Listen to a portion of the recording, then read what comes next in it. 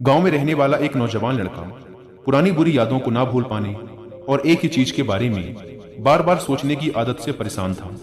अगर उसे कोई कुछ कह देता या फिर उसके साथ कुछ थोड़ा सा भी गलत हो जाता तो वो बस उसी एक घटना के बारे में पूरे दिन सोचता रहता। वही बात उसके दिमाग में हर समय घूमती रहती।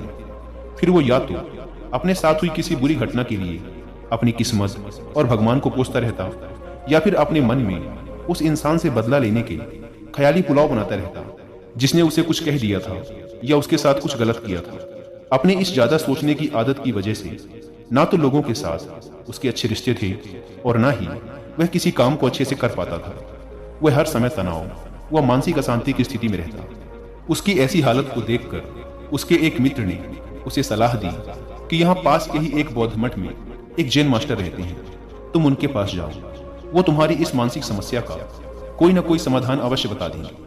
वह नौजवान लड़का जैन मास्टर के पास जाता है और अपनी समस्या उन्हें बताता है कि कैसे वो एक ही घटना के बारे में बार बार सोचता रहता है और पुरानी बुरी बातों व यादों को भूल नहीं पाता।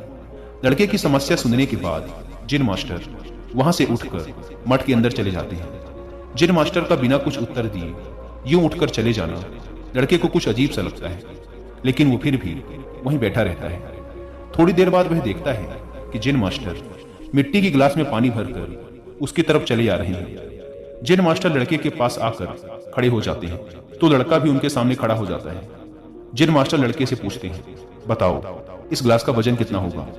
लड़के ने कहा, मैं एकदम सटीक तो नहीं बता सकता, लेकिन इस गिलास का वजन बहुत ही कम है। अब जैन मास्टर ने गंभीर होकर कहा, मेरा प्रश्न यह है कि अगर मैं इस गिलास को थोड़ी देर तक ऐसे ही पकड़कर खड़ा रहूं तो क्या होगा? लड़के ने कहा, कुछ भी नहीं होगा। जैन मास्टर ने फिर पूछा, अगर मैं इस गिलास को इसी तरह 1 घंटे तक पकड़ कर रखूं तो क्या होगा? आपके हाथ में दर्द होना शुरू हो जाएगा। लड़के ने कहा। जैन मास्टर ने फिर प्रश्न किया, अगर मैं इस गिलास को ठीक इसी तरह पूरे दिन पकड़ कर रखूं तब क्या होगा? आपके हाथ में बहुत ही भयंकर दर्द होना शुरू हो जाएगा। आपका हाथ सुन्न भी हो सकता है, आपकी मांसपेशियों में भारी तनाव आ सकता है और यहाँ तक कि आपके हाथ को लकवा भी मार सकता है। लड़के ने गंभीर शब्दों में कहा। जैन मास्टर ने कहा, बहुत बढ़िया, लेकिन क्या इस दौरान गिलास का वजन बदला? लड़के ने कहा, नहीं, वजन तो नहीं बढ़ा।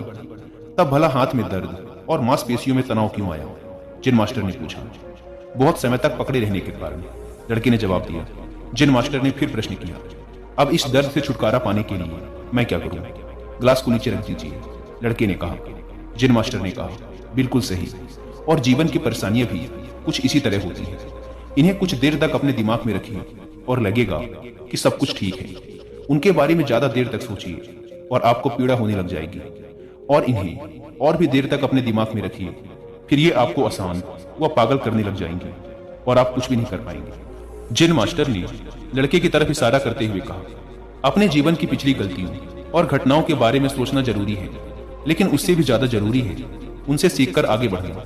अगर तुम एक ही बात को पकड़कर बैठे रहते हो तो ठीक उस गिलास की तरह यह भी तुम्हारे जीवन में दर्द पैदा कर देगा। अगर तुम आज अपने अतीत को लेकर बैठे रहते हो तो ये आज भी तुम्हारे हाथ से निकल जाएगा और फिर तुम भविष्य में इसके लिए पश्चाताप करोगे। तुम अपने अतीत के लिए जैसा इंसान बनना चाहते हो या फिर जिन गलतियों के लिए पश्चाताप कर रहे हो तो तुम आज से ही वैसा इंसान बनने का प्रयास करो और कोशिश करो कि आज तुम वैसी गलतियां ना करो जिसके लिए तुम्हें भविष्य में पछताना पड़े। इसलिए चिंता करना बंद करो और अपने आज के कर्मों पर ध्यान दो, क्योंकि चिंता व्यक्ति को उसकी चिता तक ले जाती है।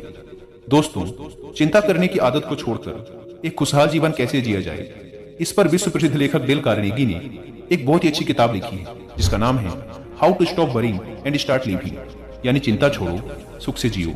अब तक 10 मिलियन से ज्यादा लोग इस किताब को